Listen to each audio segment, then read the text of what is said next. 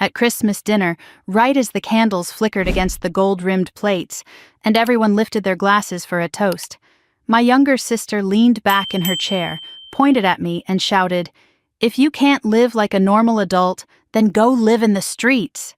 Her words snapped through the dining room like a breaking bone. The room fell silent except for the soft crackle of rosemary roasting in the oven. My parents didn't defend me. They didn't even flinch. My mother looked down at her napkin. My father sighed, long and disappointed, like my existence ruined the holiday spirit. And in that moment, standing beside a tree covered in ornaments I had bought for them years ago, I realized something colder than the December air outside. They had no idea I earned $75 million a year, no idea I owned properties they drove past without noticing, no idea the woman they called useless could buy this house outright using only last quarter's dividends. Still, I didn't say a word. Not yet, because some truths aren't spoken. They are revealed, and when mine finally surfaced, it would turn their perfect little world inside out. I sat back down slowly, pushing my chair in with steady hands, even as my pulse hammered beneath my skin. The table looked beautiful. Snow-white runner, polished silver, evergreen sprigs, but beauty didn't disguise poison. My family had a long tradition of decorating dysfunction with twinkling lights. My mother cleared her throat first. "Can we not ruin the holiday spirit tonight?" she muttered, though her eyes flicked toward me with quiet accusation, as if I was the one who had created the storm. My sister Brielle smirked over her wine glass. "I'm just saying what everyone else is thinking." Her fiancé, a man with a jaw too sharp for his own sincerity, gave her thigh a little squeeze as though she'd just been brave, heroic even. I stared at my plate, hearing my father breathe through his nose with the same disappointment he'd carried since I was old enough to understand tone. "It's Christmas," he said. "Let's not make this about her decisions." Her decisions. Her irresponsibility. Her failure to meet their expectations. They had built an entire vocabulary around who they believed I was. Not one word of it true. I cut a piece of turkey. Not because I wanted to eat, but because having something to do with my hands made the air less suffocating. The gravy was rich, the cranberry sauce bright, but every bite tasted metallic. Childhood memories of Christmas dinners flickered through my mind like old photographs, my sister glowing at the center of attention, my parents doting over her newest accomplishment, while I sat quietly at the end of the table beside the coat closet, pretending it didn't bother me. "When are you going to do something real with your life?" my father asked suddenly, as if he couldn't hold the thought inside another moment. I blinked slowly. "I do plenty." "Online nonsense," he snapped.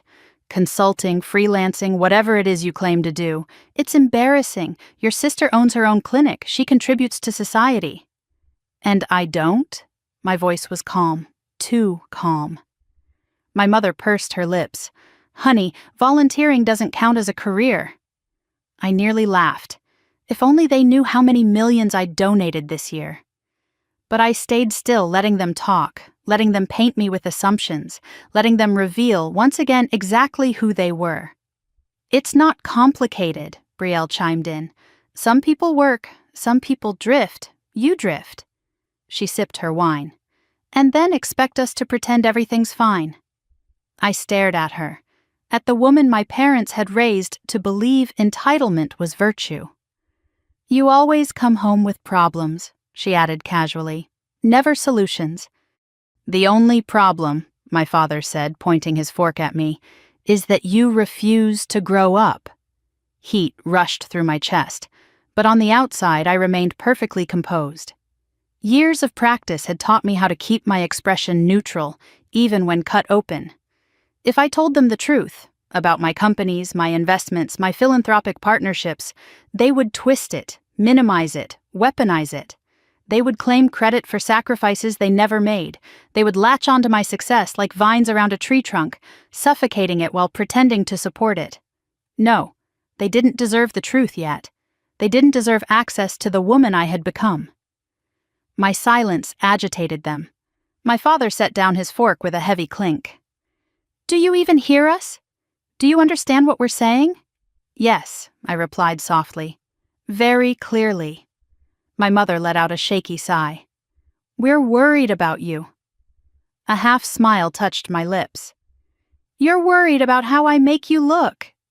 She froze, lips parted. Because it was true. They cared about reputation, not me. Before anyone could respond, the oven timer beeped, chiming through the tension like an oblivious bell.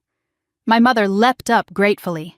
Let me get the rolls, she said, practically fleeing the table. I leaned back, my hands resting in my lap.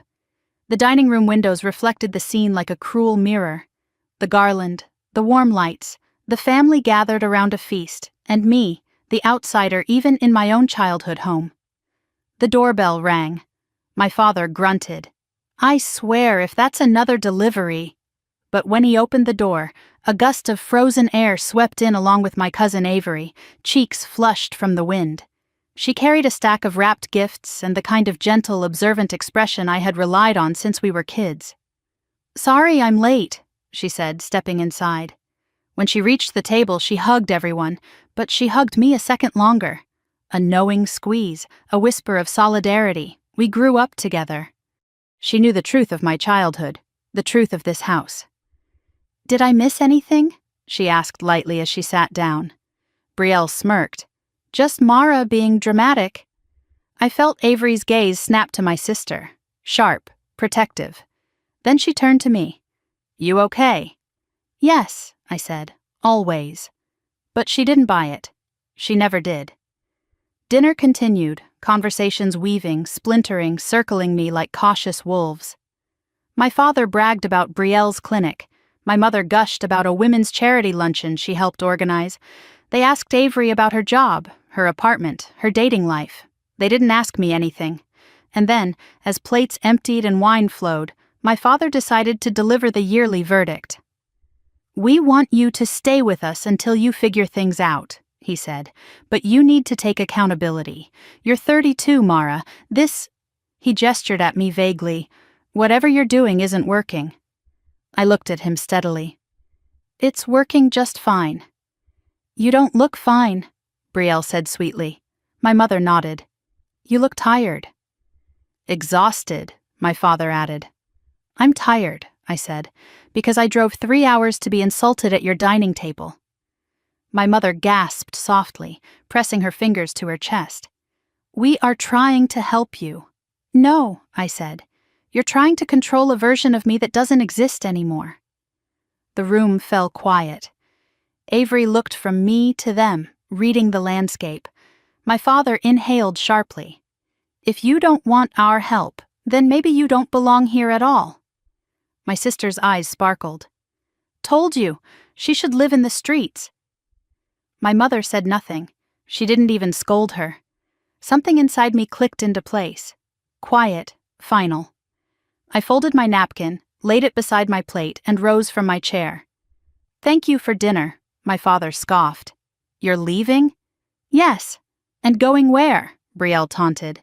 Your car is barely holding together. I opened my coat, slid it on slowly. I'll be fine. Avery stood too. I'll walk you out. We stepped into the cold night, breath turning into misty clouds. The driveway glittered with frost beneath the moonlight. For a moment, neither of us spoke. You don't deserve them, she finally whispered. I know. You're not coming back, are you? No, I said softly. Not after tonight. She nodded and pulled me into a tight embrace. Good, because someday they're going to realize what they lost. I smiled, the first genuine smile of the evening. Someday, I echoed. When I reached my car, I looked back at the glowing windows of the house where I'd grown up, a house full of people who still believed I was small, helpless, lost. But they had no idea who I had become. I started the engine, backed out of the driveway, and whispered into the darkness, You told me to live in the streets. You had no idea I owned half of them. As I drove away, Christmas lights blurred in the rearview mirror, fading into the night behind me, along with the last remnants of the daughter they thought I was. And ahead of me, Beyond the highway and the cold December shadows waited the truth of who I really was. The truth they were about to learn very, very soon.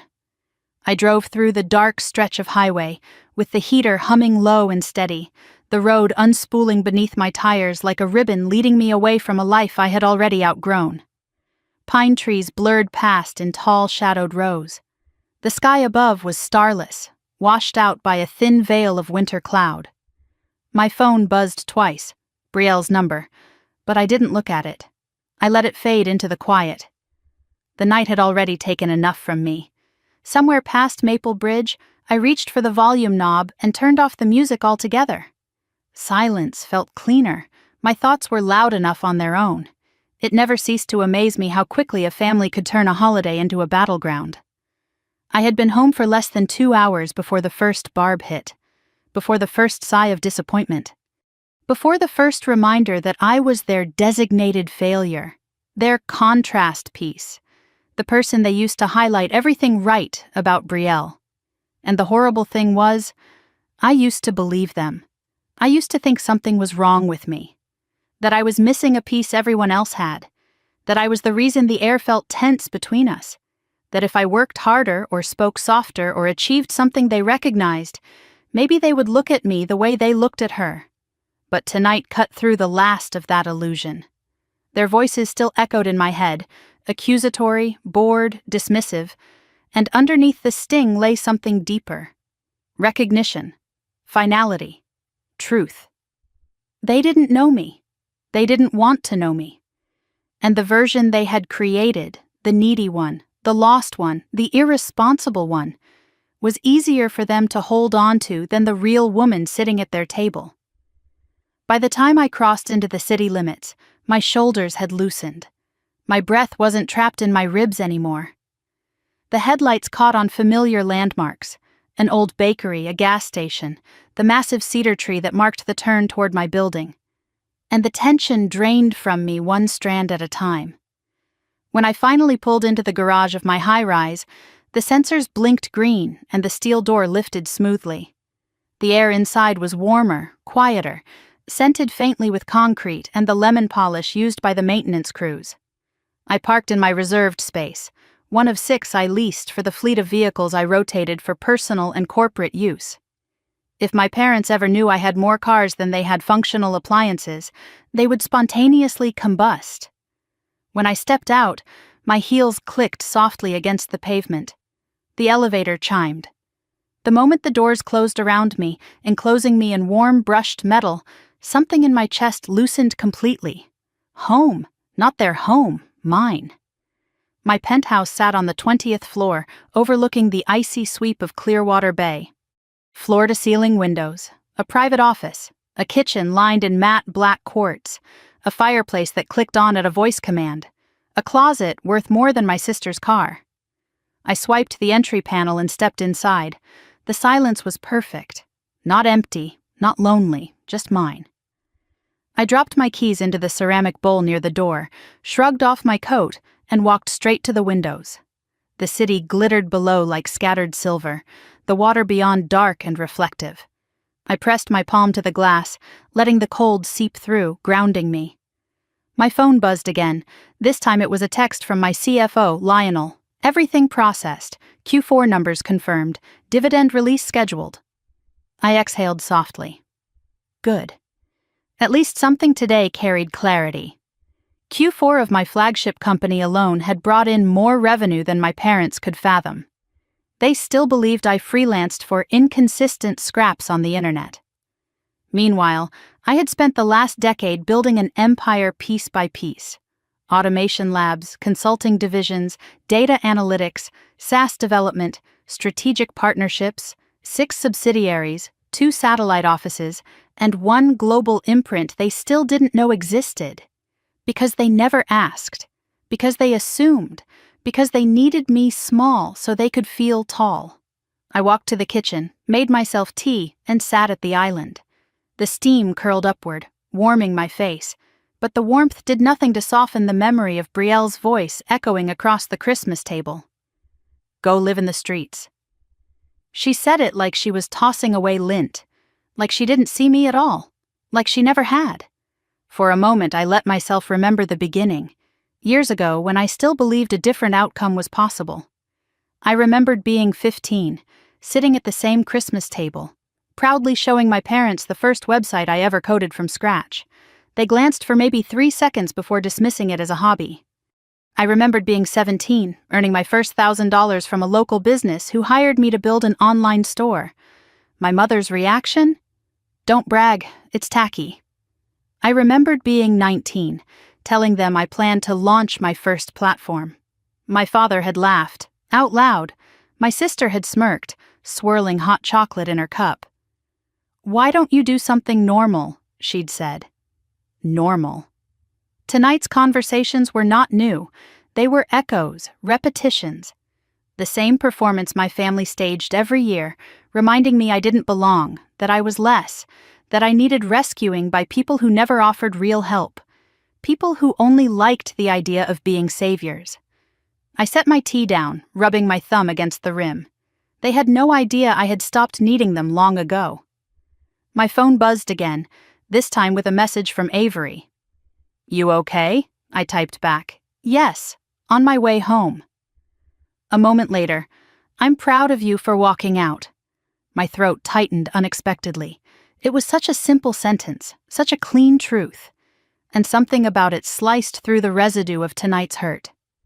"Thank you," I wrote. "Whenever you're ready to talk, I'm here," she replied. I closed my phone. For a long moment I simply stared at the skyline, letting the lights blur. Avery's support was a thread that held me steady, one of the few members of my biological family who didn't treat me like a problem to be managed, or a disappointment to be pitied. My tea cooled. After a few minutes I stood and crossed to my office. The door slid open with a soft mechanical sound, and the glow from the equipment greeted me. The multi-monitor setup, the server cabinet humming softly, the stacked trays of documents, prototypes, and outgoing contracts. My sanctuary, my battlefield, my creation. I sat at my desk and flipped open a leather notebook, the one I always used after difficult days. Inside were handwritten notes, reminders, goals, reflections, strategies. I turned to a fresh page. At the top I wrote, "Christmas the last time." Under it, emotion truth, family ownership, silence weakness. And finally, they don't know me, but they will. I leaned back in my chair, letting the words settle on the page. I wasn't writing a threat. I wasn't writing revenge. I was writing acknowledgement. I was writing the beginning of something inevitable. Because the truth always comes out, whether you speak it or whether life forces it into the open. I had spent 10 years hiding my success to keep the peace. But peace built on lies wasn't peace at all. It was confinement. Tonight's final blow, Brielle's shout, my parents' silence, had snapped the last thread tying me to their version of me. From here on, I would stop shrinking so they could stay comfortable. From here on, I would expand. Not for them, not against them, but for myself. I closed the notebook and stepped back into the living room. The windows reflected my silhouette, strong and clear against the city lights. My parents thought I was drifting. My sister thought I was lost. They believed I had no real direction, no real purpose. Yet here I was, with more direction than I had ever had. Here I was, standing inside a home I paid for in full. Here I was, steering companies that shaped industries. Here I was, charting a future they could not comprehend. And they, sitting at their table, satisfied with their cruelty, had no idea. I turned off the lights, letting the glow of the city cast its luminous blue across the room. Then I walked to the bedroom, slid beneath the covers, and listened to the faint hum of the city drifting upward. I didn't fall asleep immediately. My mind replayed the dinner, the insults, the silence, the sharp sting of Brielle's voice. But beneath the replay was something else, an undercurrent of resolve, a current strong enough to pull me into a different future. Tonight had not been a breaking point. It had been a turning point. And as I closed my eyes, letting exhaustion finally pull me under, I whispered into the darkness, They wanted to see me small. They are about to see me clearly. And the truth would not be gentle. Under the soft glow of my kitchen lights, the first week after Christmas felt strangely hollow, as if someone had turned down the volume on the world and left only the echo of my family's voices behind. I woke each morning with the same dull ache in my chest, the memory of my sister's words replaying with the clarity of a knife scraping against glass. Go live in the streets. It didn't sting the way they meant it to. It wasn't shame. It was something colder, older, buried deep. An echo of every holiday, every dinner table, every sideways glance they'd ever used to remind me I wasn't the daughter they wanted. I kept myself busy because silence was dangerous. Silence is where old wounds breathe. So, I dove into work with a discipline that bordered on obsession. My company had launched a new automation suite 2 weeks earlier, and the global teams needed coordination. At 5 a.m, while the rest of Denver still slept, I was already on a call with Berlin. At 7, I reviewed proposals from 2 retail conglomerates courting our AI workflow system. By 9, I sat in my home office overlooking the snow-lined street, sorting through data reports and sipping coffee that had gone cold too fast. But even in the rhythm of meetings and metrics, I felt the bruise of Christmas lingering. It wasn't visible, but I could feel it, faint, pulsing, reminding me what it meant to be the invisible daughter in a family that worshipped a golden child and its own spotless facade. On Wednesday, during a brief lull between calls, my phone buzzed with a message from Lily, my cousin, and the only person in my family tree with a soul that hadn't calcified. Saw your sister's post. Are you okay? I didn't bother asking which one. Brielle had a pattern. Crisis. Aesthetic. Martyrdom. It was probably something curated, filtered, arranged to make her life look perfect and mine look, well, whatever she needed it to look like to keep her pedestal intact. I typed back quickly. I'm fine, just busy, she replied almost instantly. They're telling people you stormed out because you were ashamed. Thought you should know. I stared at the message for a long moment, feeling that old familiar tension settle at the base of my spine. They weren't just rewriting what happened. They were doing what they always did. Painting themselves as the victims, crafting a narrative where their cruelty was compassion, and my boundaries were betrayal. I set the phone down and leaned back in my chair. The silence of my penthouse felt colder than usual. That night, I couldn't sleep. My mind replayed Christmas dinner like a looped video, each frame sharper than the last. My mother's raised eyebrows. My father's disappointment disguised as authority. Brielle's triumphant smirk, polished like a gemstone meant to catch the light. They had pushed me out because it was easy, because it protected the image they valued more than their own daughter, and because they thought I would never push back. By the second week, a strange numbness settled in. I moved through my routines like a ghost in my own life, my accomplishments suddenly muted against the noise of old childhood wounds resurfacing. I didn't cry. I didn't break down. I simply functioned, efficiently, quietly, methodically. But in the quiet moments, when the day dimmed, when the last meeting ended, when my home fell still, that numbness cracked. What hurt wasn't the insult. It was the pattern, the predictability, the reminder that they had never truly seen me. On Thursday at noon, I grabbed a quick lunch and scrolled absent-mindedly through social media while waiting for my soup to heat. That's when I saw Brielle's story. A perfectly framed photo of her standing beside our mother in the Vance Lodge, the chandelier glowing behind them. They were smiling as if the world had never held a sharp edge. The caption read, "Grateful for family, grateful for truth." Some people run from responsibility, but we rise. There was a heart emoji. There was a tag for the lodge's account. There was not a single mention of me. My chest tightened, not with jealousy, not with hurt, but with recognition. They weren't just erasing me from the holiday, they were erasing me from the narrative, turning me into a shadow so Brielle's light could shine brighter. I put down my phone. Then, as if on cue, it buzzed again. A text from Lily. Please tell me you didn't see the story. I swallowed a breath. I saw it.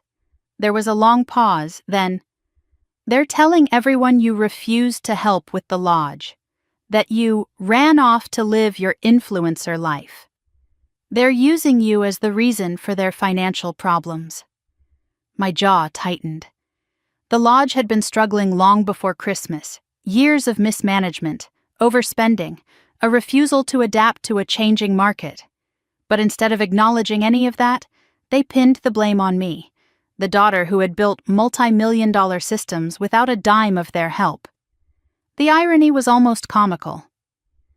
That night, I sat on my couch wrapped in a blanket, watching snow dust the balcony rail. The city lights reflected faintly off the glass, shimmering like tiny silent witnesses to the unraveling I was trying so hard to ignore. I didn't want to admit it, but the stories, the whispers, the lies, they were starting to grate.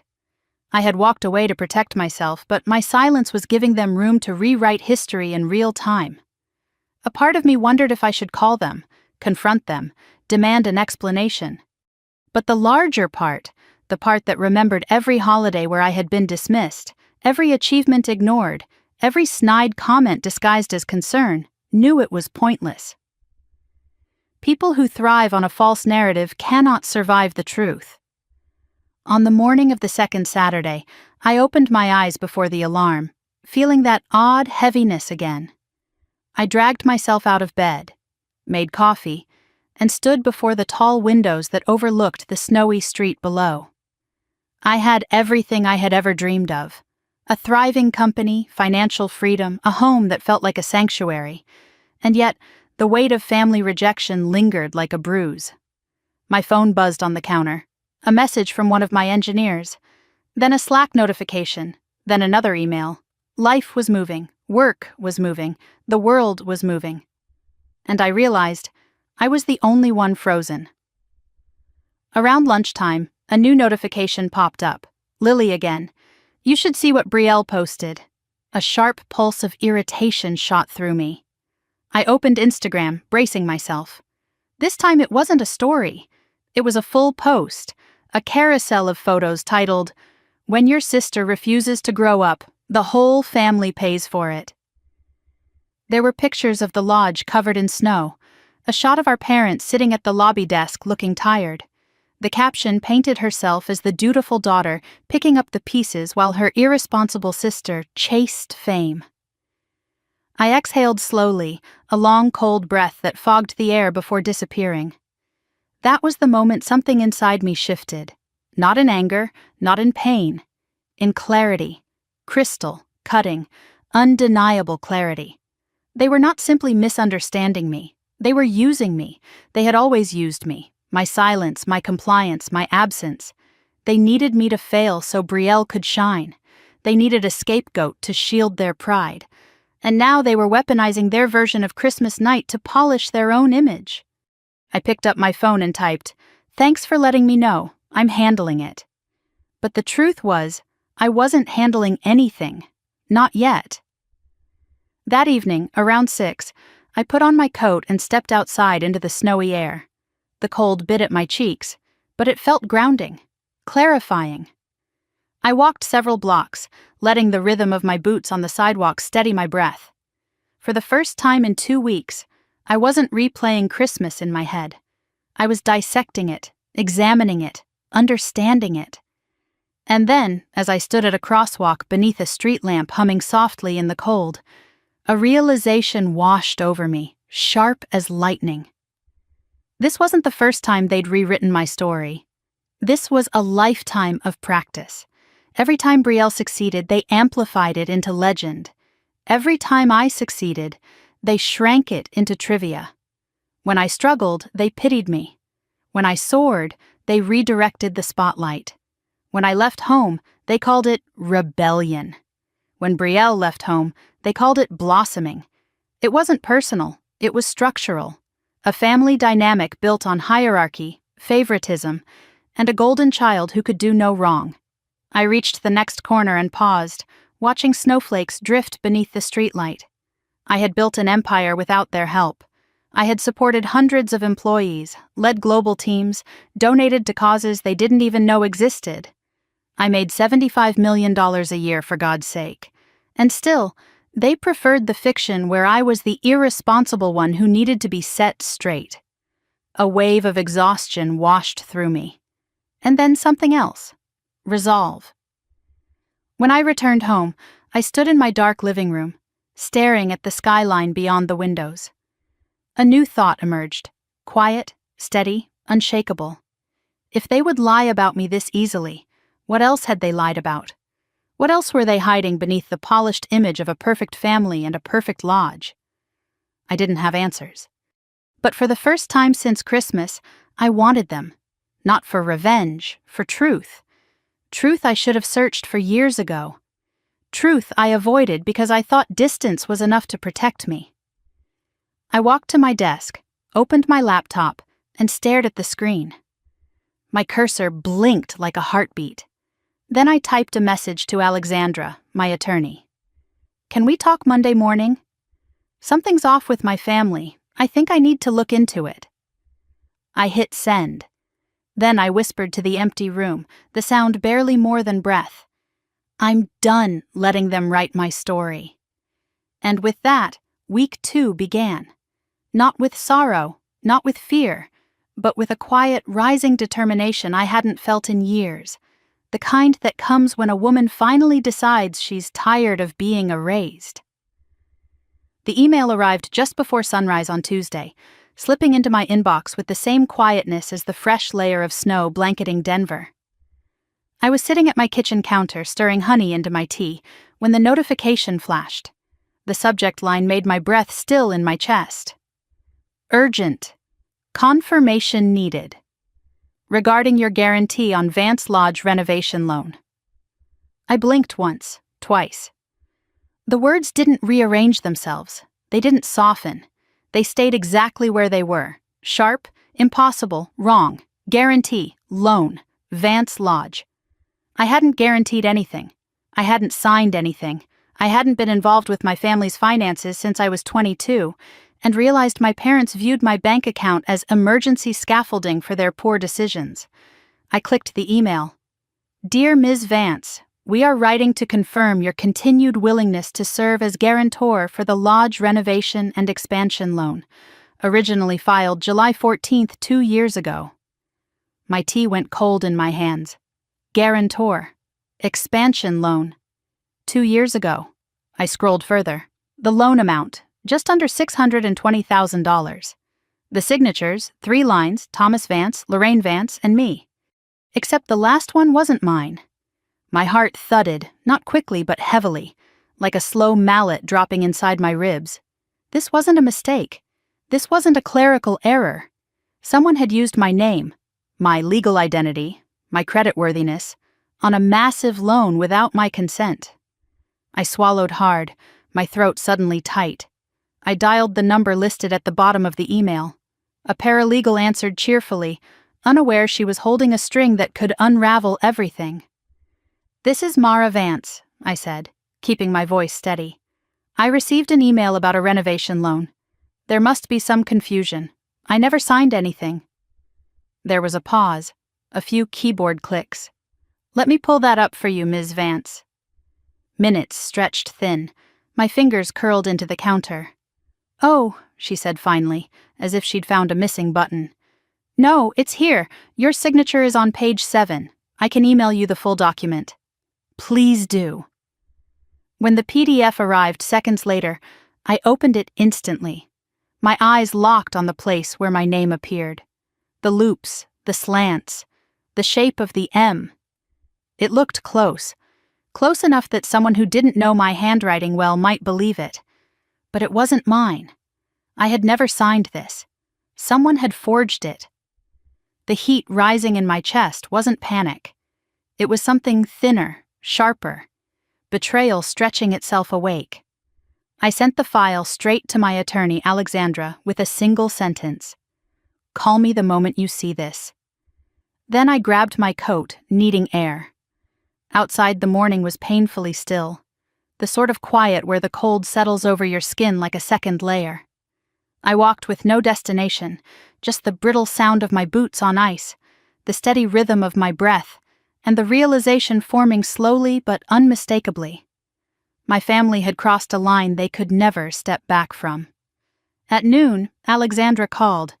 "This signature is forged," she said without preamble. "Sloppy forgery, too. Someone tried, but they weren't trained." My hand tightened around the phone. "What does this mean legally?" "It means they used your identity without consent on a 6-figure loan." She exhaled. "It's fraud, Mara. Real fraud." She listed the steps: filing a fraud affidavit, freezing related accounts, initiating a handwriting analysis, requesting security footage from the loan date. But her voice softened on one sentence. "You need to prepare yourself emotionally, too." Emotionally. A strange word for something that felt as cold as the wind stinging my cheeks. That afternoon, I forwarded the loan details to Grant, my CFO and a trusted friend. Within an hour, he had compiled a preliminary breakdown of where the money had gone. The first shock: the lodge wasn't the only thing funded. A large portion, nearly $100,000, had been funneled into emerging business development. Emerging business development. My mind snapped to one place instantly: Brielle's Aesthetic Center. I texted Lily. Did Brielle ever mention how she funded her business? The response came quickly. She said your parents believed in her vision and backed her. Why? My stomach twisted, not from surprise, but from a feeling that bordered dangerously close to inevitability. I typed, "Ask her if the initial funding came from family loans." Lily responded minutes later. She said yes. She said your parents secured it the responsible way. Why? Before I could answer, another message appeared, this time from an unknown number. It was my mother. "Honey, I heard the bank reached out. Don't overreact. It's just paperwork. Just paperwork." My jaw clenched. Then the next message landed. "You make good money anyway. You'll be fine." This was for the family. A slow exhale left my lungs. Frosty. Controlled. Another bubble. "Brielle is our future. Supporting her is supporting all of us." There it was. No apology, no explanation, no remorse, just entitlement. Pure, unfiltered entitlement. I stared at the message until the edges of my vision blurred, until the words sank deep enough to hit something inside me that had been sleeping for years. Not anger, not shock, clarity. That night, I didn't bother with dinner. I sat at my dining table with only my laptop's glow reflecting off the glass. I opened a blank document and typed one word: plan. Not revenge, not punishment, not anything emotional. Emotion clouded judgment. I needed precision. I needed logic. I needed truth. The first step, Alexandra had said, was legal protection. The second, Grant added, was forensic accounting. The third was harder, facing the reality that my family saw me not as a person, but as a resource, something to tap when convenient, discard when not. I didn't sleep much. When I did drift off, it was the kind of restless unconsciousness where nothing felt real except the certainty forming in the center of my chest. By morning, Grant had sent his full analysis. The lodge's books were worse than I imagined. Income declining, debt snowballing, contractor payments overdue, maintenance neglected. If the loan defaulted, and it was on track to, the bank could seize everything tied to it, including the property, including their remaining assets, including my forged guarantee. But that wasn't the worst part. The worst part came in a single highlighted line.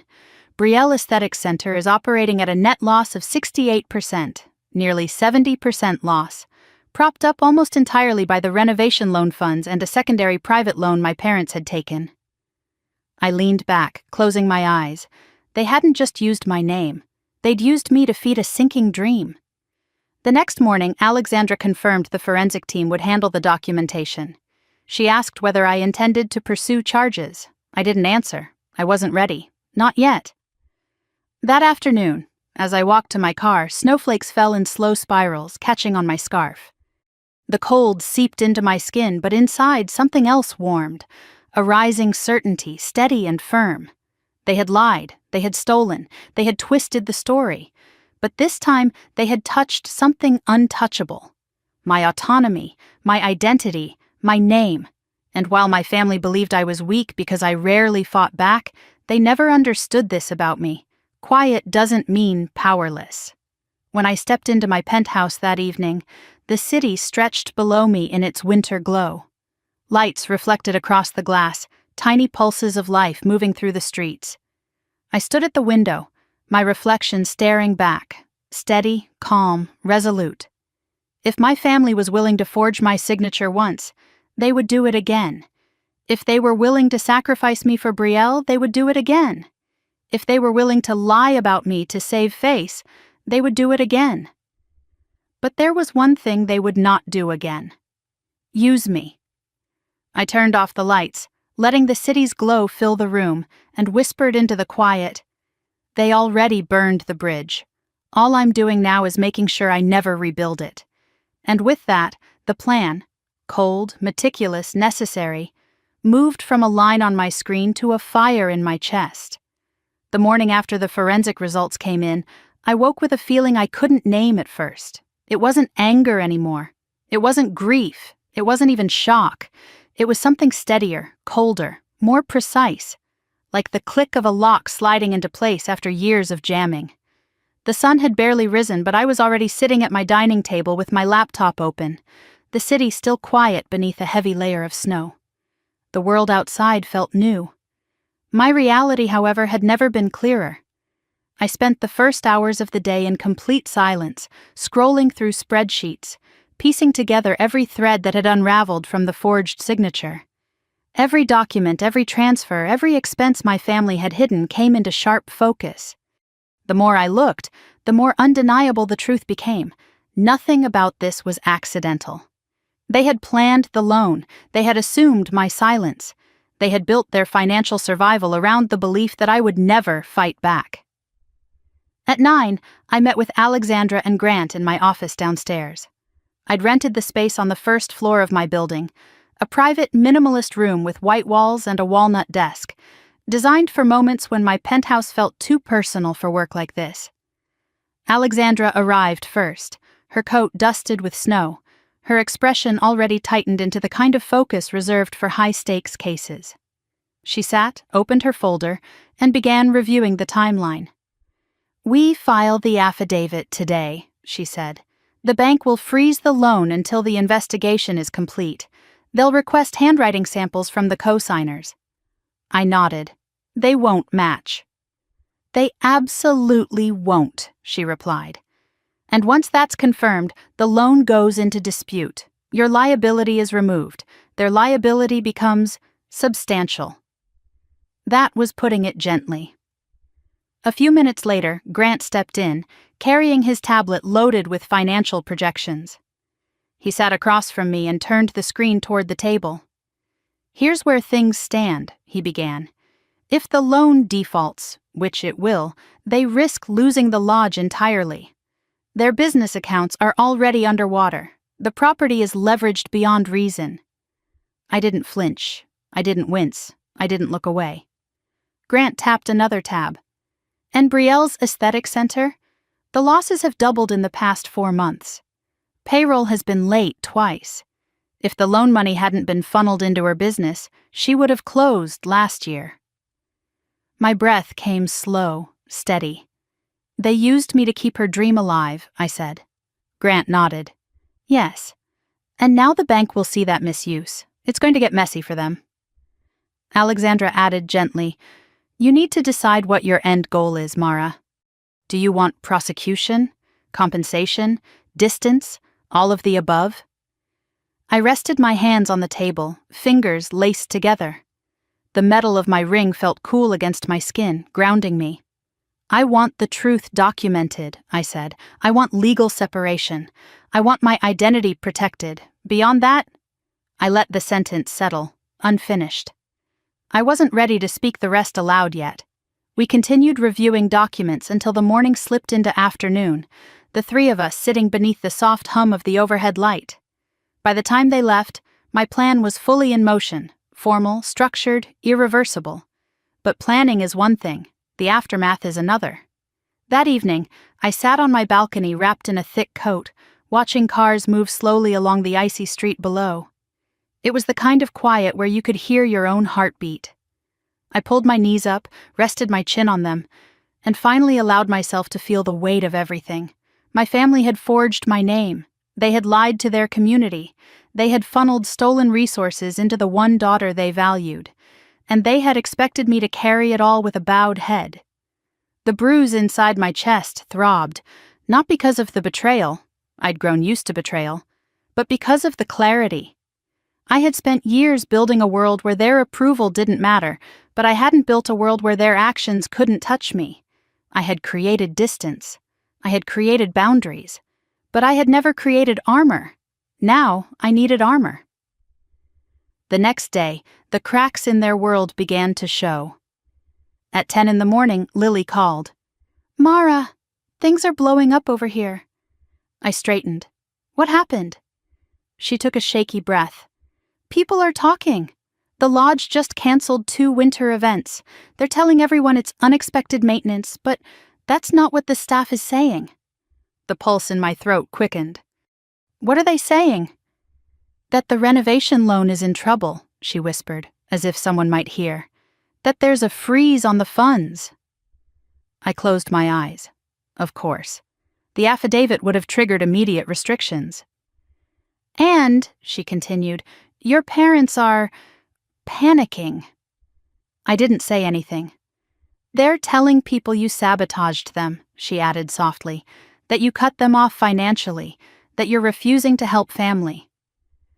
My eyes opened slowly. Snow fell in thick flakes beyond my windows, as if the world was trying to bury the truth beneath something soft. "I haven't given them a dime in over a decade," I said. "I know," she replied, "but they're rewriting everything." Of course they were. A crumbling facade always needs a villain. "Thanks for telling me," I murmured. "Be careful, Mara," she said gently. "They're desperate." Desperation was something I understood all too well. Desperation makes people dangerous. Desperation makes people cruel. Desperation makes people forge signatures. After the call, I sat very still, letting the weight of her words sink into the quiet. My parents weren't just lying, they weren't just spinning stories, they were setting the stage, shifting blame, positioning themselves as the wounded heroes of their own narrative.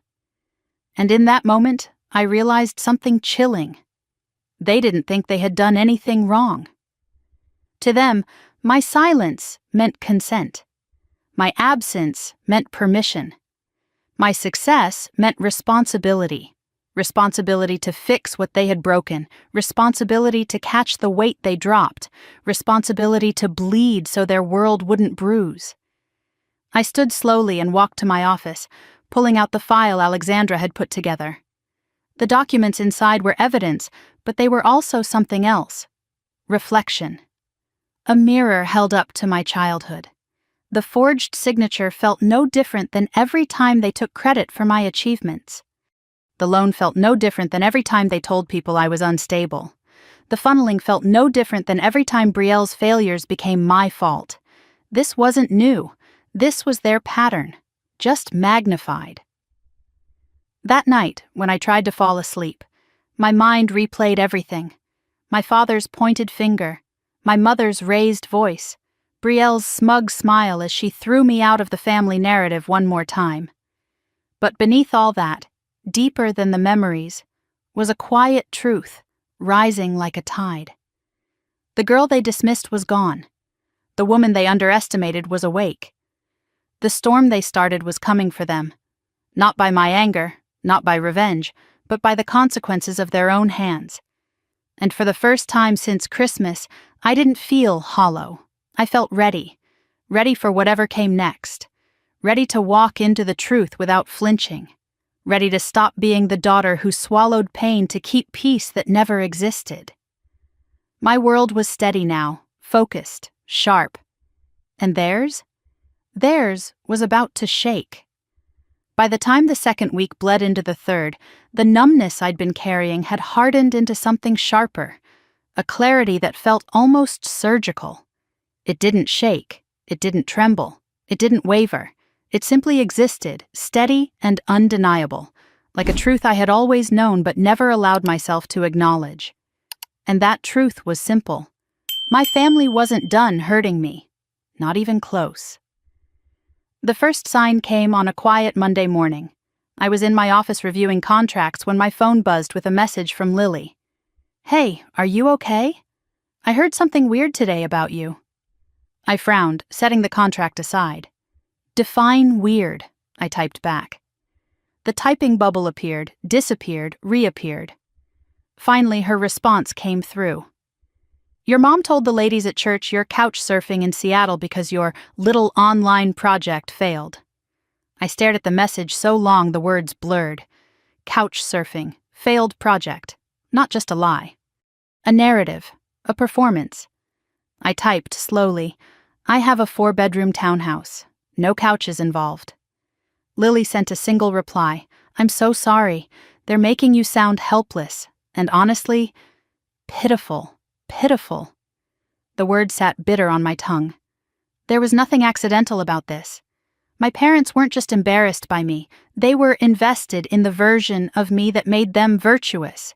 They needed the world to believe they were the suffering, patient parents of a difficult daughter. They needed sympathy, validation, a reason for their own failures that didn't implicate them. I thanked Lily and put my phone down, but my hands wouldn't stay still. They kept tapping the desk, restless, searching for an explanation that wasn't ugly, one that didn't confirm what I already suspected. But the explanation was ugly, and it was simple. They needed me to fail to justify everything they'd done. 2 days later, on Wednesday, more proof arrived. Lily again. "You need to see this."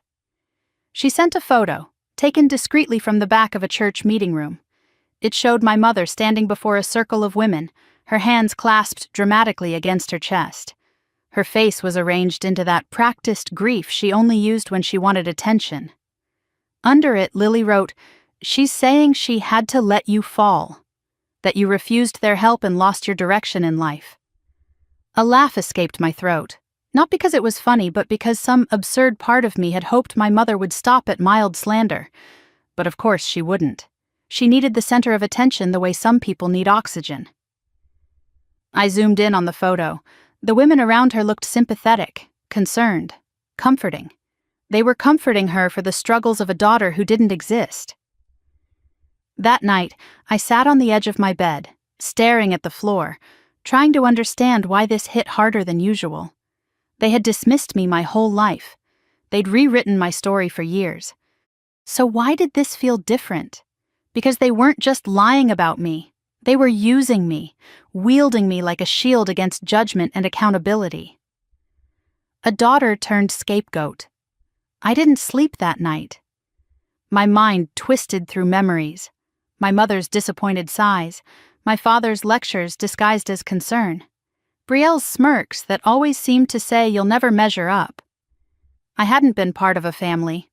I'd been part of a system designed to keep Brielle shining and me apologizing. By Thursday morning, the emotional fog had settled into something else. Resolve. I walked to the kitchen, poured myself coffee, and tipped my head back as the steam hit my face. The warmth did nothing for the cold in my chest. Just as I lifted my mug, my phone buzzed again. This time from someone I never expected, a former classmate of Brielle's.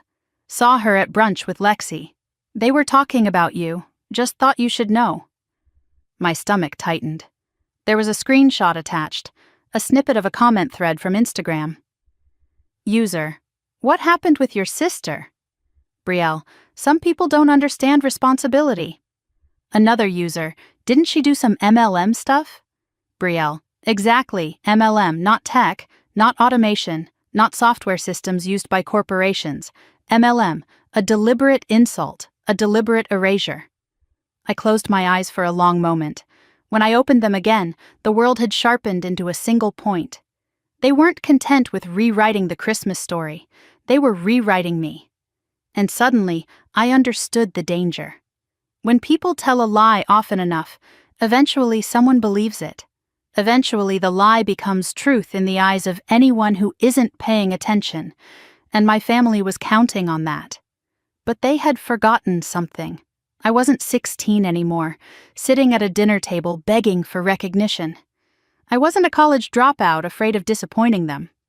I wasn't the girl who swallowed my voice to keep peace that never existed. I was a woman with a global company, legal resources, influence, and something far more powerful than money: clarity. That afternoon, I opened my laptop and reviewed the plan I'd created days earlier, the plan that now felt less like preparation and more like necessity. Every step was designed to separate my life from theirs, to protect my name, to protect my future. But now another step emerged, a step I hadn't anticipated. Truth. Not revenge. Truth. I needed the truth documented, exposed, illuminated. Because if they were rewriting my story, I needed to write it back, clean, sharp, irrefutable. Later that night, as I sat curled on my couch with a blanket wrapped around my legs, the city lights blinking softly through the windows, something unexpected happened. I found myself whispering aloud. They'll never stop unless I stop them. The room didn't echo. It absorbed the words like it had been waiting to hear them. I leaned my head back and let the quiet settle into my bones. They erased me. They rewrote me. They used me. But they had underestimated me. They had forgotten that the daughter they dismissed built her entire world without them, and built it stronger, smarter, and far more resilient than they ever imagined. By Friday morning, the numbness was gone. The fog had cleared. There was no sadness left, only a sharp, steady purpose. I showered, dressed, tied my hair back, and stood before the mirror. The woman looking back wasn't soft anymore. She wasn't confused. She wasn't lost. She was focused, determined, whole. I grabbed my phone and texted Alexandra, "Let's move forward with everything, no delays." Then I added one more line. "They're rewriting the story. I'm done letting them hold the pen." Before I could put the phone down, it buzzed again. This time, a voicemail, from my father. I didn't listen to it, not yet.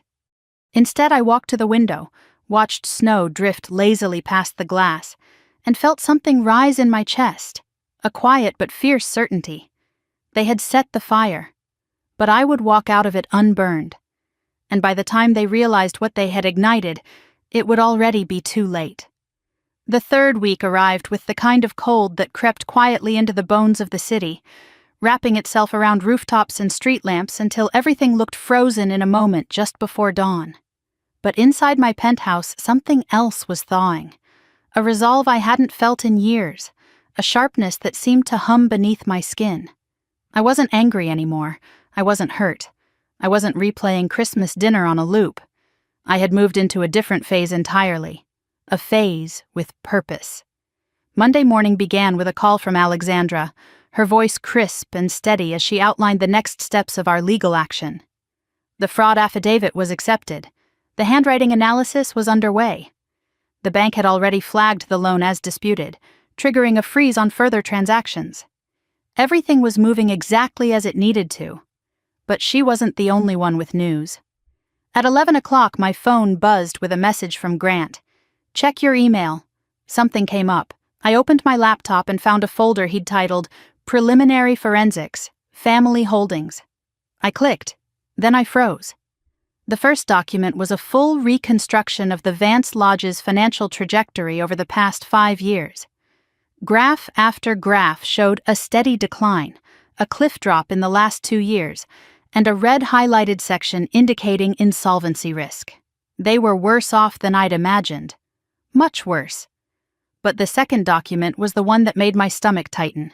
It listed every account, every loan, every credit application associated with my parents, and the ones linked to Brielle. And next to 2 of them was a line that made my pulse skip. Cosigner, Monsieur Vance. I felt something cold slip down my spine. 2 forged signatures. Not 1, 2. I read the details carefully. One was the renovation loan. The second was a smaller private loan tied not to the lodge, but to Brielle's business. A soft exhale left my lips, almost a laugh. Of course. Of course it wasn't just one. People don't break boundaries politely. Once they cross a line, it becomes a door. I closed the laptop. That evening, when the sun dipped behind the Denver skyline and the city lights blinked awake one by one, I sat on my balcony wrapped in a thick sweater. My mind wasn't racing. It was organizing, placing every revelation into a clean, sharp structure. My family hadn't accidentally hurt me. They had systematically used me.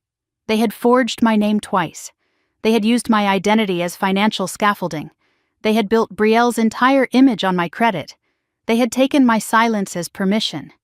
And they had assumed, truly assumed, that I would never look closely enough to notice. A soft vibration pulled me back from my thoughts. My phone, a text from Lily. "It's getting worse over here." I picked it up immediately. "What happened?" she responded almost instantly. "Your mom was crying in front of Mrs. Donovan at the market, saying you've abandoned them in their time of need." I stared at the message, my lips parting slightly. Abandoned. The woman who told her daughter to go live in the streets was now crying about being abandoned. Lily added another message. "Your dad is saying you're refusing to help the lodge even though you promised before you left for college. Did you ever promise anything?" My throat tightened. I hadn't promised a thing. I had been 19 and barely surviving emotionally. But my parents had always had a talent for retroactive storytelling. Change the past and the present becomes easier to justify. Then, another message. "And Brielle. She's telling her friends you're jealous, that your business never took off, that you're embarrassed to come home." A quiet laugh escaped me. It wasn't amusement. It was disbelief wrapped in resignation. For years I'd underestimated the depth of their denial. Now I saw exactly how deep it ran. "Thanks for telling me," I typed back. But Lily didn't stop. "Mara, they're not just gossiping. They're building a narrative where you're the villain. Like they're preparing for something. Preparing." The word made my heartbeat slow. I typed, "Keep an eye on things. And thank you." I put my phone down and leaned back in my chair, eyes fixed on the glittering skyline. Something strange happened then, a clarity, sudden and clean. Their lies weren't random. They were foundation. Foundation for the moment when everything they were hiding would collapse. People don't lie in small doses before a storm. They lie loudly because they know the wind is about to expose everything. The next day, Grant and I met in my office again. He came in carrying a printed dossier and a look that said he'd been doing math no one should have to do. "You need to see this," he said, sliding the papers toward me. I skimmed the first few pages, then stopped. A projected timeline of the lodge's remaining viability, 3 months left before default. Maximum. Maybe 4 if they postponed payroll. 2 if there was another inspection or emergency repair. And the worst part? My forged guarantee had been the only reason the bank approved their refinancing 2 years ago. Without it, the lodge would have shuttered already. Grant leaned back in his chair. "They needed you to survive, and they counted on you not knowing." I nodded slowly. "They've always counted on that." "That's not the only thing," he added. "Look at page 7. I flipped. It was a list of inquiries on my credit history, 3 of them coming from small banks in Cedar Ridge, all within the past 4 months. I hadn't applied for anything. "They tried again?" My voice was steady, calm, too calm. "Yes." Grant's tone darkened. "Someone tried to open another line of credit under your name. The bank flagged it because the address didn't match your records." Identity theft. Ongoing. My breath left my lungs in a slow, deliberate exhale. "They were going to keep doing it," I whispered. "Yes," he said simply, "until something stopped them."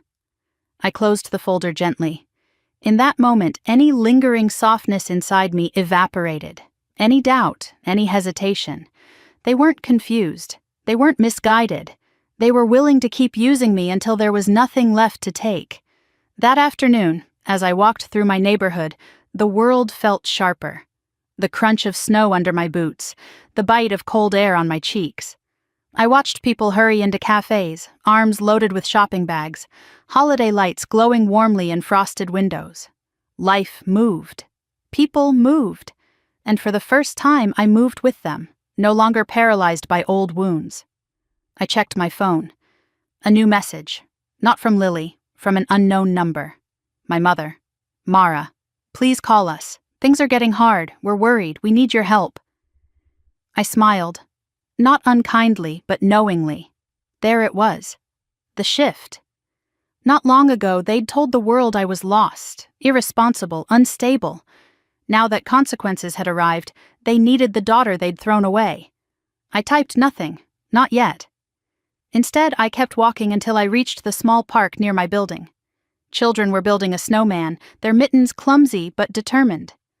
A woman walked her dog along the path, humming softly to herself. An older couple held hands, leaning into each other against the cold. Normal life.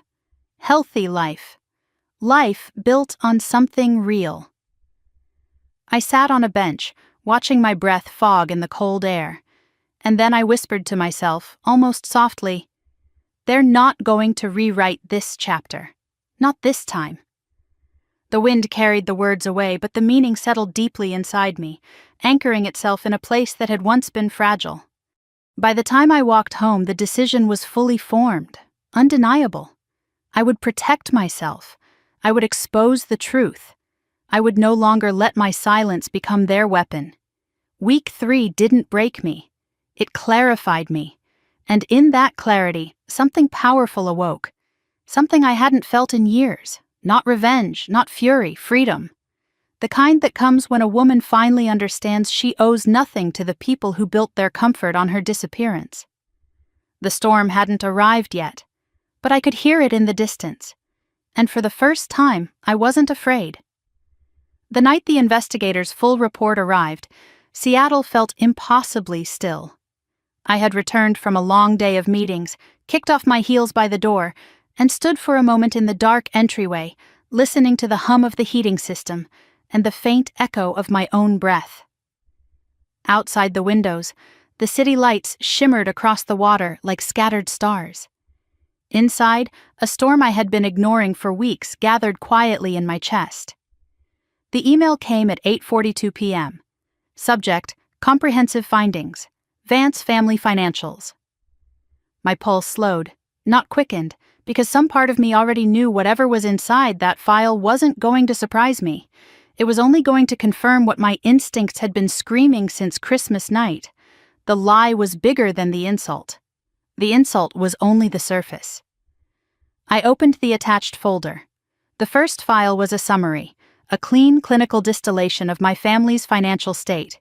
Insolvency projections, underreported expenses, creditor warnings. The lodge's books were bleeding in red ink. My sister's business was collapsing quietly behind polished Instagram filters. And my parents' personal accounts were nearly drained from months of shuffling money around to maintain their facade. I scrolled. The next file made me sit up straighter. It was a timeline of every action tied to the renovation loan, every transfer, every reuse of funds, every questionable invoice. And there, highlighted in yellow, was the line that cut straight through me. Unauthorized cosigner. M. Vance signature determined fraudulent. Estimated forgery date, July 17th, 2 years prior. I stared at the page, feeling neither shock nor anger, only a cold, precise acknowledgement. This wasn't sloppy desperation. This wasn't a single misstep. This was calculated. But the third file, the discretionary allocation breakdown, that was the one that pressed the air from my lungs. $90,000. Unaccounted for in the lodge's renovation expenses. The transfer trail ended at Brielle Aesthetics Center. They had used part of the loan to build her dream. Not mine. Never mine. Grant had already added notes in the margin. Funds misallocated. Potential grounds for bank action. Possible criminal liability. My hands tightened around the laptop. A slow throb formed behind my sternum. Not pain. Power. A strange growing stillness that felt like the eye of a hurricane. Then came the final file. Additional Identity Risk Assessment. At the top, in bold. There is evidence suggesting the family intended to use M. Vance's identity in future credit applications. My breath stilled.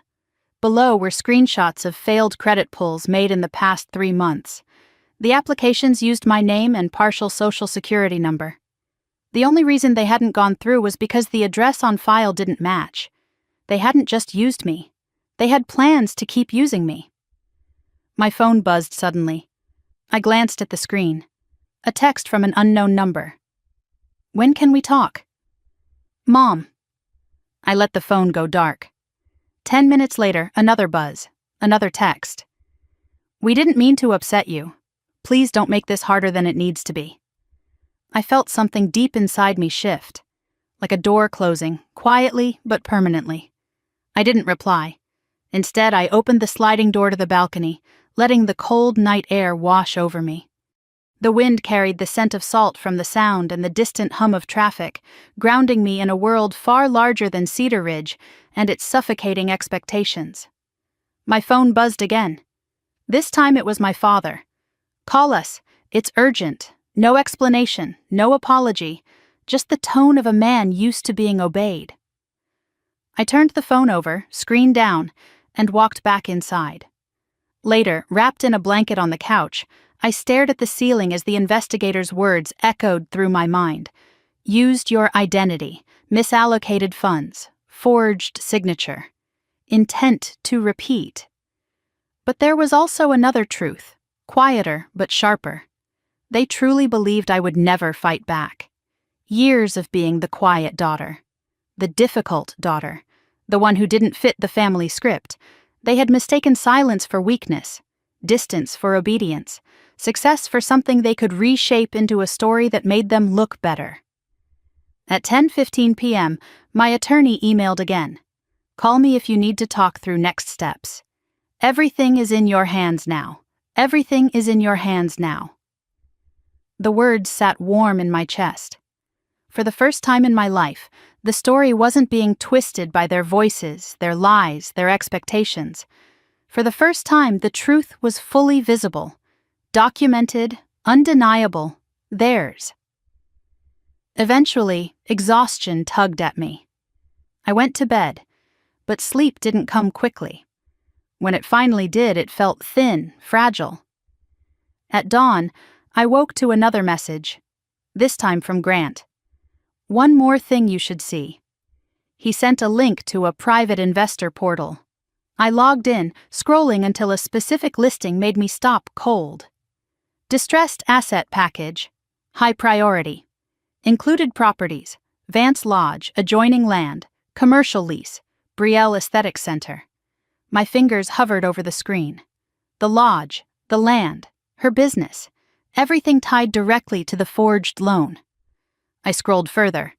Status: projected acquisition within 60-90 days. Primary interested buyer, blank, pending. My pulse steadied. If the bank froze the loan, if my parents defaulted, if the property entered foreclosure, it would end up right here, on this list, ready to be acquired by a firm like the one I regularly partnered with. The realization settled slowly.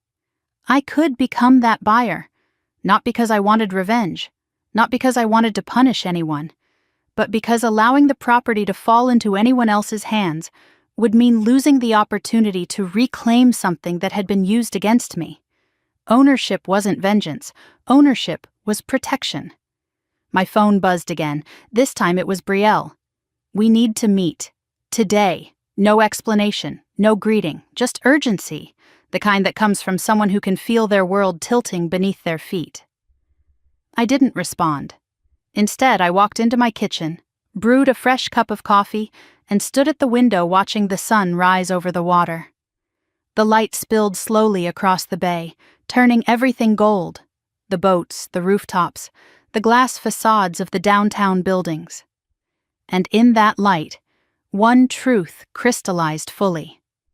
They had set this fire themselves. I didn't need to throw gasoline. I didn't need to strike a match. I only needed to step out of the way. The consequences would burn on their own. But stepping out of the way didn't mean stepping back. It meant stepping forward, with intention, with clarity, with control. Later that morning, I called Alexandra. "I want to proceed," I said simply, "with everything." There was a pause. Then, "You're sure?" "Yes." "Okay," she replied, her tone sharpening. "Then let's build the wall between you and them, and when the fallout comes, you won't be touched by any of it." When the call ended, I felt a strange sense of lightness settle in my chest. Not relief, not triumph, but a quiet certainty. The truth was no longer blurry. The path was no longer unclear. And whatever came next, I was not the frightened daughter standing alone at the end of a Christmas table. I was a woman who finally understood the power of her own silence, and the even greater power of breaking it. Week 4 hadn't officially begun yet, but the ignition had. And the people who once believed they could rewrite my story were about to learn one thing. The pen was never in their hands to begin with. The 4th week didn't slip in quietly. It arrived with a kind of electric certainty, humming beneath my skin from the moment I woke up Monday morning.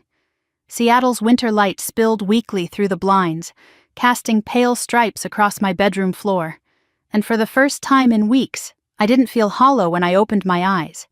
I felt focused, sharp, present. By 7, I was already dressed, sitting at the corner of my dining table with my laptop open, reviewing the final draft of the expansion plan I'd put on hold months earlier. Back then, I wasn't sure if the timing was right. Back then, I still held on to a small, foolish piece of hope that my family might someday treat me like the woman I'd worked so hard to become, rather than the child they insisted I still was. But that hope was gone now, burned down at Christmas dinner and buried beneath forged signatures, lies, and 3 decades of erasure. Now there was space.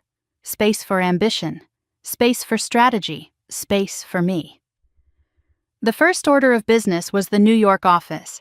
We'd secured a potential space in Midtown, a clean, glass-walled suite overlooking Bryant Park, perfect for our East Coast operations. I reviewed the contract one more time, fingers steady as I typed the authorization code that sealed the deal. The ink on my family's betrayal wasn't even dry, but the ink on this expansion absolutely was. Next came the Austin Innovation Hub proposal, an idea I had been refining for months. A studio specializing in AI-driven workflow systems for retail automation. The kind of project that would push my company into a completely new territory. A territory no one had believed I could reach back when I was 18, and teaching myself to code in a freezing apartment, eating microwaved vegetables at 2 a.m. Now people waited for my decisions. At 9:30, Grant called. "Just read the final projections for Austin," he said, his voice tinged with something almost like awe.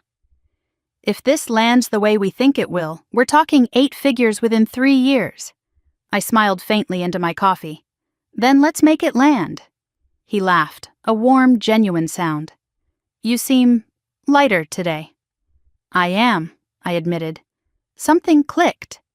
"Good," he said softly, "because they don't get to take anything else from you." When the call ended, I felt that small spark flare brighter. This was the first week where my focus wasn't fractured by old wounds. There was no replay of arguments, no echo of insults, no sting of rewritten narratives. The family drama had become background noise, static fading behind the sound of my own momentum. By noon, 2 new partnership deals had been finalized. Contracts signed, funds transferred, systems scheduled for deployment. I moved through each meeting with a clarity I hadn't felt in months. It felt like someone had quietly removed a weight from my shoulders, one I didn't know I'd been carrying. I finished a call with the executive board of a retail conglomerate who wanted to integrate our automation suite into their logistics pipeline. They approved the contract. They wanted to move fast.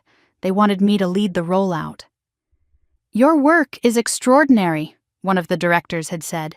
If my parents had heard those words, they would have dismissed them. Called it tech jargon. Suggested the man was exaggerating.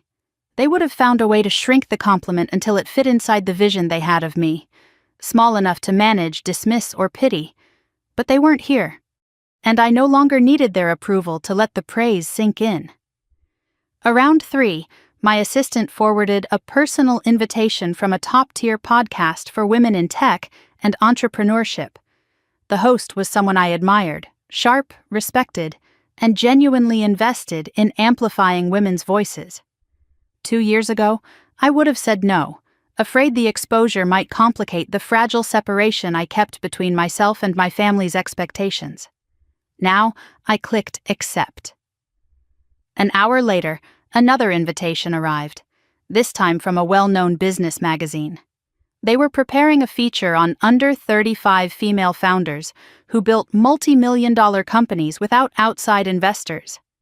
A younger version of me would have cried. The current version simply breathed deeply and typed my reply. Yes, I would be honored. Condition: no references to my family. I didn't owe them my spotlight. As the day shifted into evening, I made myself a simple dinner, roasted vegetables and lemon chicken, and turned on soft jazz, letting the music fill the warm corners of my home. I moved slowly through the space, adjusting a plant by the window, organizing a shelf, lighting a candle on the coffee table. Everything felt peaceful, intentional, mine. Halfway through tidying my office, my phone buzzed again. A new email from the forensic accountant. Subject: final review attached. I sat down. The full report was far more detailed than the preliminary findings I'd seen before. The lodge's debts, the loans, the hidden transfers, the overdue taxes, every line of fabricated stability now ripped clean open. But something else stood out, a pattern in the dates. The financial spiral began exactly when Brielle opened her aesthetic center. Her dream wasn't just failing, it was sinking everything around it. The family had poured money into her, money they didn't have, money they stole from me, money they stole from themselves. Every time Brielle overspent, they borrowed. Every time her profits dropped, they blamed me. Every time she made a mistake, they cleaned it up with invisible glue. But they had glued so many cracks for so long that the structure wasn't a business anymore. It was a fragile illusion waiting to collapse. And it would collapse. Soon. I took a breath. A long, steady breath. There was no satisfaction in seeing the numbers. There was no cruelty in me. Only clarity. The truth was simple. They had built their world on denial. They had built her success on sand. They had built their comfort on my silence. And now the tide was coming in. I spent the rest of the evening reviewing projections, sipping tea as the city outside dimmed into twilight. When my eyes grew tired, I closed the files and walked to the window. The water was dark, but the reflected lights shimmered like constellations. I whispered softly, "You thought I wouldn't see." Not as accusation, as acknowledgement. By the time midnight approached, my focus had sharpened into something new, something almost peaceful. I no longer wanted their apology. I no longer wanted their understanding. I no longer wanted to fix anything between us. What I wanted was distance, truth, freedom, and the life I had built, one they could no longer distort or diminish. Standing there, watching the lights flicker across the water, I felt a shift inside me, subtle but absolute. They thought I was still the daughter who waited at the edge of the table for a scrap of acknowledgement. But I wasn't waiting anymore. I was positioning, preparing, becoming the woman they always feared I might be. A woman who no longer needed them. A woman who no longer bowed her head when they said her name. A woman who knew exactly what she was capable of. Week 4 wasn't an ending. It was ignition. And when the spark finally met the fuel they had been pouring for years, it would not be my world that caught fire. It would be theirs. The night after the gala, Seattle felt heavy with fog, the kind that blurred the outlines of buildings and softened the glow of streetlights. But inside my penthouse, nothing felt soft. Not anymore. The applause from the gala still echoed faintly in my bones. The moment the spotlight found my face, the collective gasp from my parents' table, my sister's frozen smile cracking under the weight of truth. For the first time in my life, I had been undeniable. Seen, named, celebrated, and they had been forced to watch. But the high of that moment had faded into something colder, steadier. The fight wasn't over just because my parents finally realized who I really was. Their shock was only the beginning. Their consequences were still coming. When I opened my laptop, an email sat waiting in my inbox. Subject: Vance Lodge, default status confirmed. My heart didn't race. It didn't even lift. It simply settled deeper into my chest, like a stone dropping into still water. I clicked. The bank had officially flagged the renovation loan as delinquent. Foreclosure proceedings had been authorized. Contact with the guarantor, me, was now redirected through the legal team. The property would move to distressed acquisition status within weeks. The lodge wasn't just in trouble, it was already gone. And the part that made me inhale quietly, slowly, wasn't the loss. It was what came next. The private equity firm I had quietly partnered with sent their update minutes later. We are prepared to move forward with acquiring all distressed Vance assets. Please confirm your timeline. All distressed assets, the lodge, the adjoining land parcel, the workshop space my father used for decades, and the commercial lease tied to Brielle's failing clinic. I sat back in my chair, fingers curled lightly against the edge of the table. Snow drifted past the window like feathers shaken loose from a pillow. But there was nothing soft about tonight, nothing fragile, only clarity. My family had used me as collateral. Now they were the ones about to become collateral in the financial world I navigated every day. I closed my laptop. The next morning, Alexandra arrived at my building dressed in charcoal wool, exuding that quiet authority she carried everywhere. She placed a binder on my dining table, a sleek black folder embossed with a single silver word: disposition. Inside were the documents for the acquisition, the legal protections, the fraud affidavits, and every piece of evidence needed to sever financial ties with my family permanently. She flipped it open with calm precision. "The assets transfer to you the moment the auction triggers," she said. "It's clean, it's lawful, and it's final." I nodded.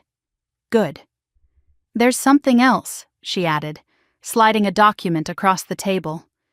"Your parents tried to contact the bank after the freeze. They attempted to claim you gave verbal consent for the loan." I almost laughed. "Of course they did." She met my eyes. "They know they're cornered, and they're trying to rewrite the story before the consequences reach them." "Then let's make sure they can't rewrite anything," I replied. Her smile was thin and approving.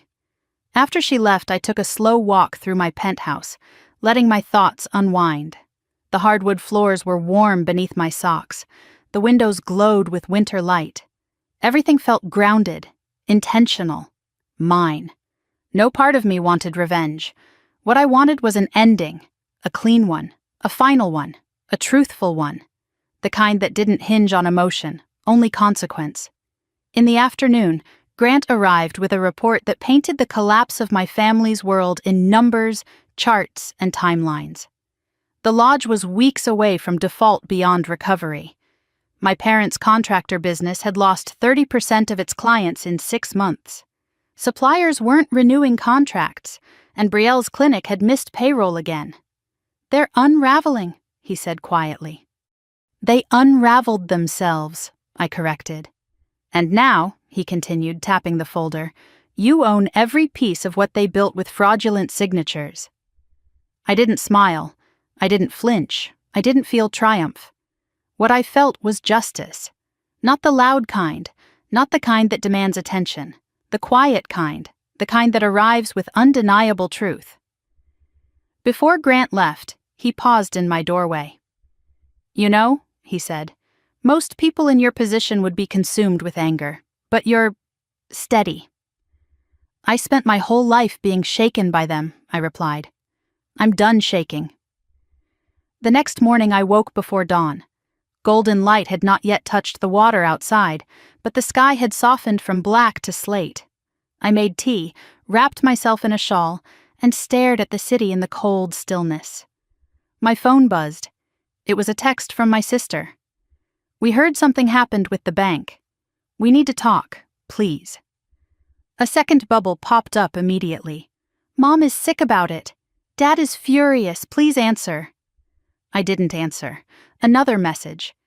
Mara, if you're doing something to hurt us, please stop. I exhaled.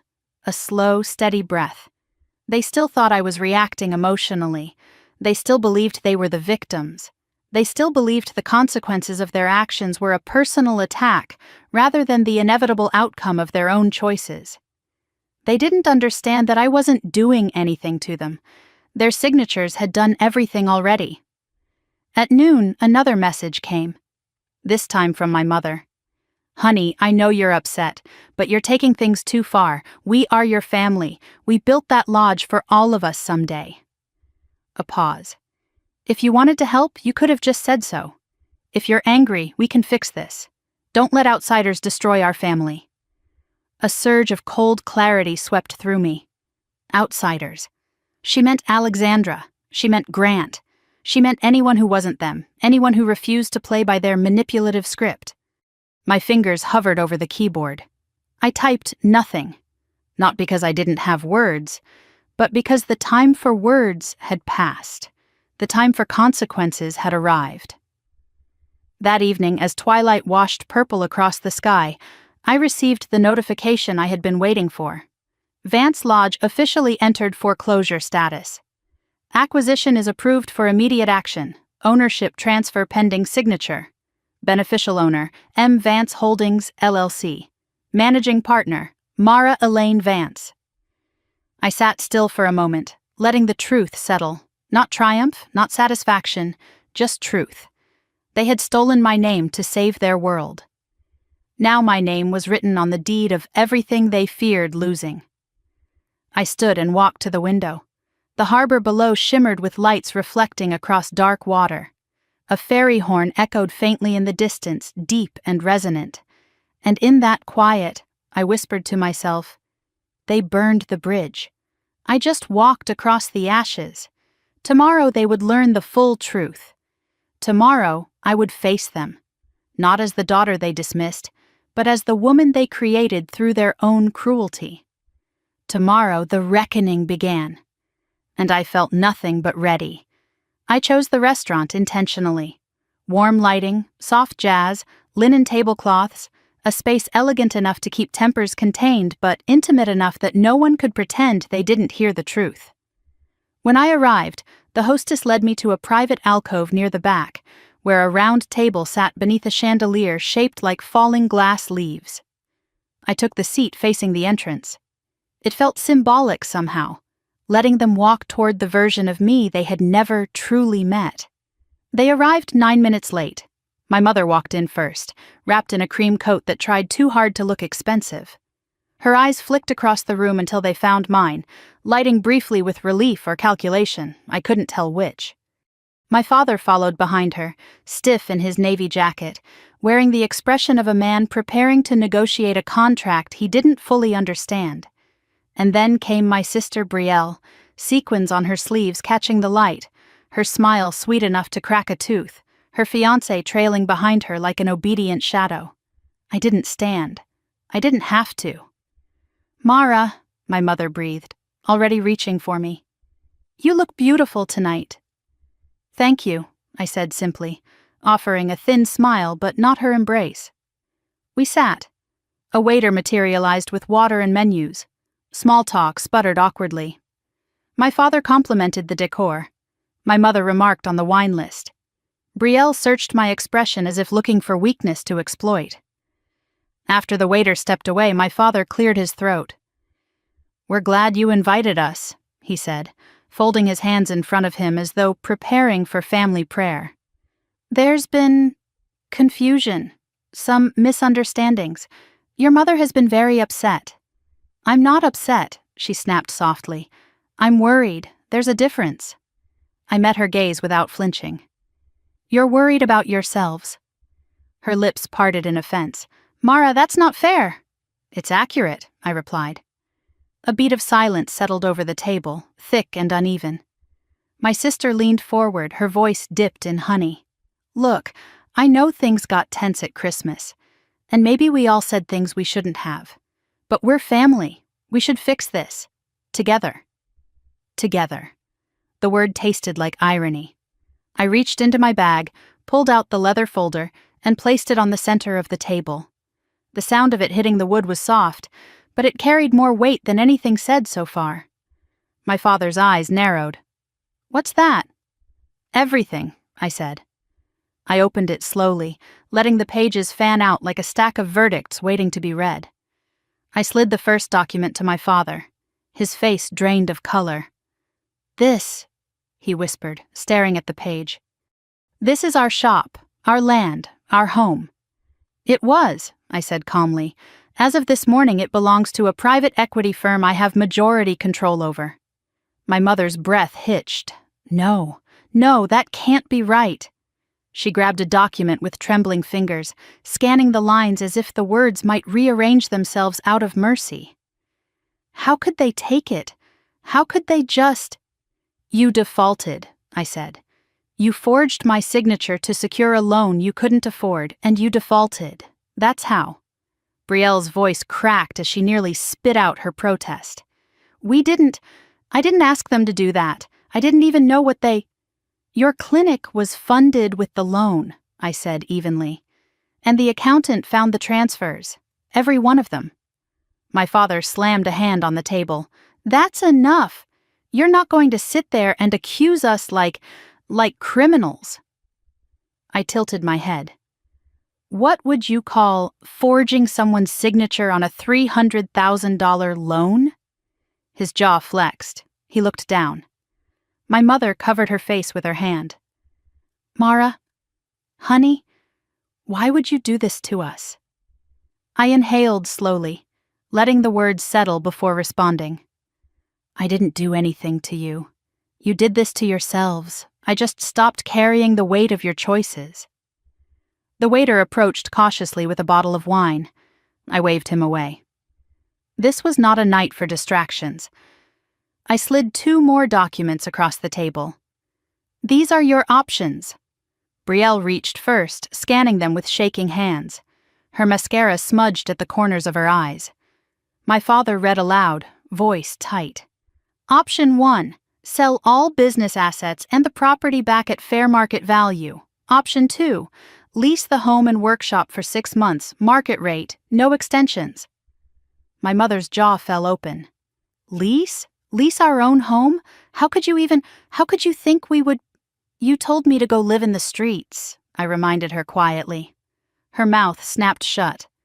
Brielle's eyes were wide and glossy. So you're... What? Punishing us? Teaching us a lesson? I almost pitied her. Almost. No, I said softly. I'm drawing a boundary, one you never allowed me to have.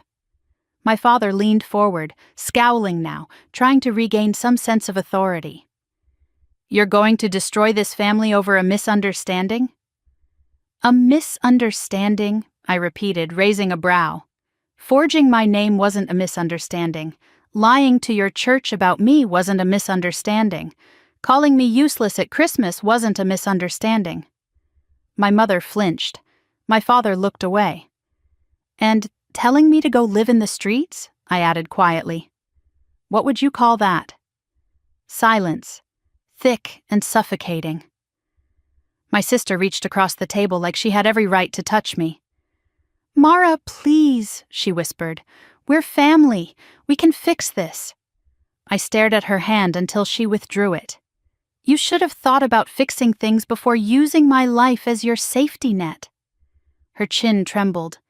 For the first time, she looked small, human.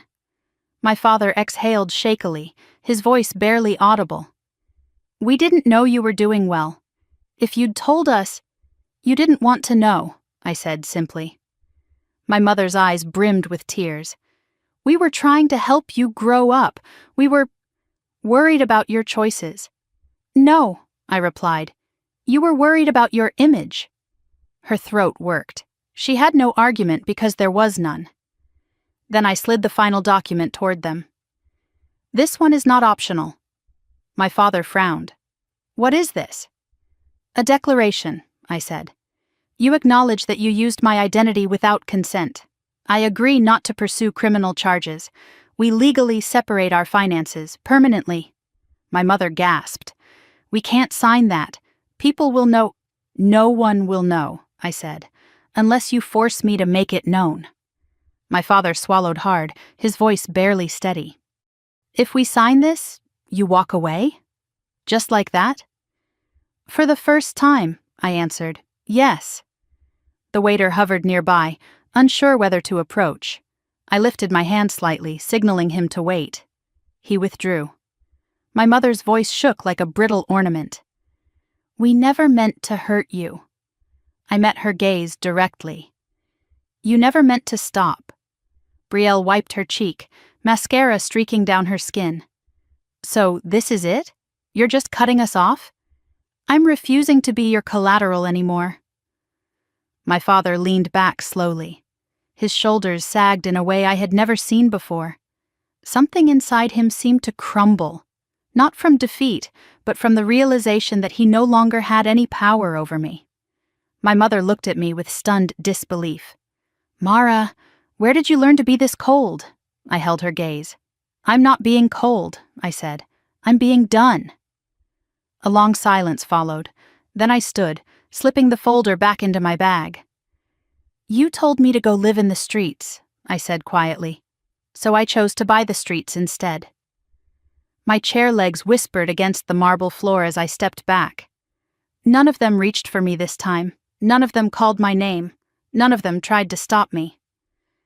I walked out of the restaurant into the cool night air, the door closing behind me with a soft thud that felt like the final line of a chapter I had waited my whole life to finish. And as I stepped onto the sidewalk, a strange peace settled into me. Not joy, not triumph, just freedom.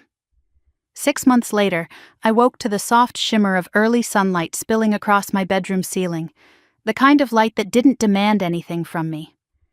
It simply existed, quiet, warm, steady. Seattle had shifted into late spring, and the mornings carried a crisp brightness that felt almost symbolic, like the city itself understood I had finally made room to breathe. I stretched beneath the covers, listening to the familiar hum of the heating vents and the faint clatter of someone walking their dog on the sidewalk far below. There was no dread in my chest, no weight pressing into my ribs, no instinct to brace for impact the moment my eyes opened. That alone felt like a luxury. After a long shower, I walked barefoot into the kitchen, brewed a cup of tea, and opened the balcony doors. The scent of the water drifted up immediately, salty, cool, comforting. Ferries were already gliding across the bay, leaving thin white trails behind them.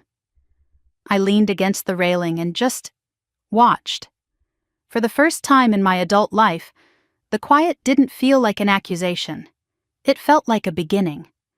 By mid-morning, I was at my desk reviewing updates from the Austin Innovation Hub. The team had completed their first retail automation pilot with remarkable success, tripling the client's workflow speed.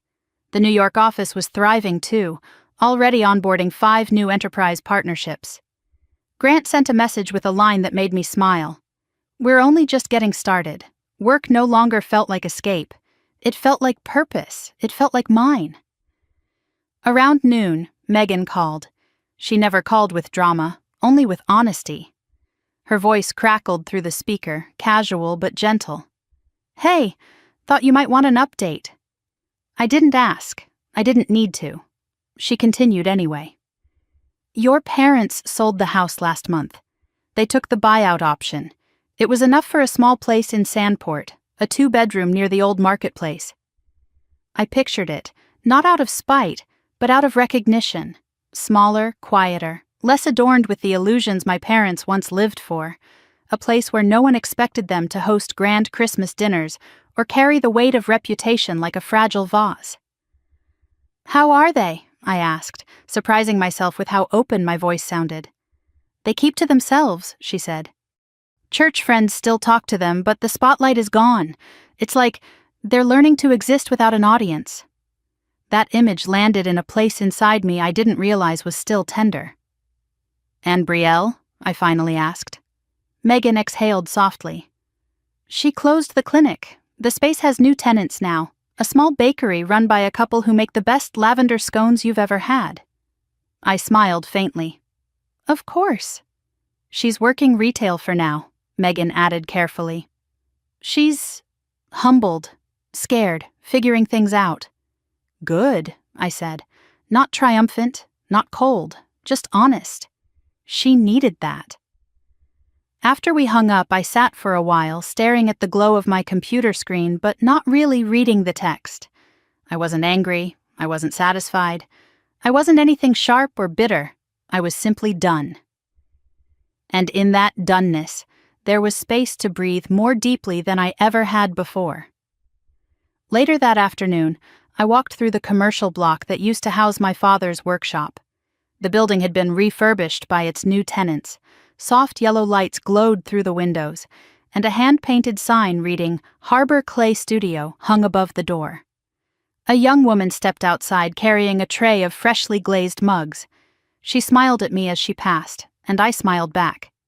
The world had moved on, just as it should. I continued walking until I reached the bakery Megan mentioned. The smell of warm sugar and citrus drifted out the open door. I didn't go inside. I only stood long enough to absorb the quiet truth that life continued, even when the structures holding it up had crumbled. When I finally returned home that evening, the living room was bathed in orange light. I poured a glass of white wine, curled up on the couch with a blanket, and closed my eyes. I had spent so much of my life trying to earn love that was never meant for me, trying to fit into a version of family that never made space for who I truly was. Trying to make myself smaller so they could feel larger, safer, more in control. But the moment I stopped trying, everything changed. I realized that the people who truly loved me, the people who showed up, encouraged me, worked beside me, believed in my work, weren't tied to me by blood at all. My found family was made of colleagues who had become confidants, neighbors who had become weekly companions, friends who had become anchors. They saw me. They valued me. They chose me. And in choosing to walk away from the people who never did, I had chosen myself. 2 weeks later, I hosted Friendsgiving. Not in November, but in late spring, because when you rebuild your life, you get to redefine your own traditions. The table was covered in homemade dishes brought by friends from every corner of my life. Laughter bounced off the walls. Stories overlapped. Jokes layered themselves into the air like music. Halfway through dessert, my mentor raised her glass. "To Mara," she said, "a woman who finally stopped living in the narrative others wrote for her and chose to write her own." My throat tightened, not with grief, not with pain, but with something warm and steady, a fullness I had never felt at the Vance family table. I stood, lifting my glass. "To the people who showed me what family actually looks like," I said. The room erupted in applause, and as I looked around the table, faces glowing with candlelight, smiles soft and genuine, I realized something vital. This wasn't revenge. This wasn't victory. This wasn't even closure. This was freedom. The next morning I walked the pier alone, the early sun glistening across the water. The air smelled like sea salt and new beginnings. I paused at the railing, watching the waves fold over one another. "You were never wrong," I told myself quietly. "You were never the problem. You were never the burden. You were never the failure. You were simply waiting to become who you were always meant to be." I stood there for a long time, letting the wind lift the last remnants of old wounds from my shoulders. And when I finally walked home, I did so without looking back. If you've followed my story until this moment, thank you for being here. Stories like this are never just about revenge or collapse. They're about rediscovering who you are, when everything that tried to break you finally falls away. If any part of this journey spoke to you, I'd love to hear your thoughts. Drop a comment, share what resonated, or tell me your own experience. And if you want more stories like this, of strength, justice, family drama, and those unforgettable twists, make sure to like this video and subscribe so you never miss what comes next.